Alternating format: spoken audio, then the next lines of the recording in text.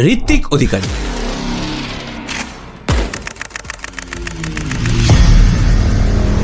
বারোটা individual YouTube channel, monthly কয়েক কোটি ভিউজ আর 3টে ইন্ডিভিজুয়াল বিজনেস। একটা অতি সাধারণ ছেলে যে বাংলা ইউটিউব কমিউনিটিতে বছরের পর বছর ধরে রোস্টিং থেকে শুরু করে blogs, podcast, meme review, tech review সবকিছুই করে চলেছে বাংলার 1 নম্বর ক্রিয়েটার হয়ে ওঠার জন্য। আর যার ফলে বহু মানুষের ভালোবাসাও যেমন পেয়েছে, তেমনই অতীতে অনেক কন্ট্রোভার্সির শিকারও হয়েছে সে, এবং যার কারণে অনেক হেটও পেতে হয়েছে তাকে। বাট এত এক্সপেরিমেন্ট, এত নতুন চ্যানেলস আর এত এফোর্টস দেওয়ার পর কি আর সত্যি সে বাংলার 1 নম্বর ক্রিয়েটার হয়ে উঠতে পেরেছে, নাকি এত এক্সপেরিমেন্ট করার ফলে একটা স্টেবল, একটা লয়াল অডিয়েন্স বেস বানাতেই পারেনি সে? That means Ritwik Adhikari is a jack of all trade and master of none, নাকি he is a marketing genius যে তার এই ফাস্ট অডিয়েন্স বেসটাকে তার বিজনেস দুটোকে প্রমোট করার জন্য কাজে লাগাচ্ছে? তোমার মতো আমার মনেও এই সমস্ত প্রশ্নগুলোই বারবার আসছিল। সেই কারণে লাস্ট 1 সপ্তাহ ধরে ঋত্বিক অধিকারীর ওপর আরো ডিপ অ্যানালিসিস করে আমি আমার এই সমস্ত প্রশ্নের উত্তর খুঁজে পাই। তাই আজকের এই ভিডিওতে সেই সমস্ত বিষয় নিয়ে আলোচনা করেছি। তাই ঋত্বিক অধিকারী আর তার কন্টেন্ট এম্পায়ার সম্বন্ধে ডিটেলসে জানতে হলে ভিডিওটা শেষ অবধি দেখো।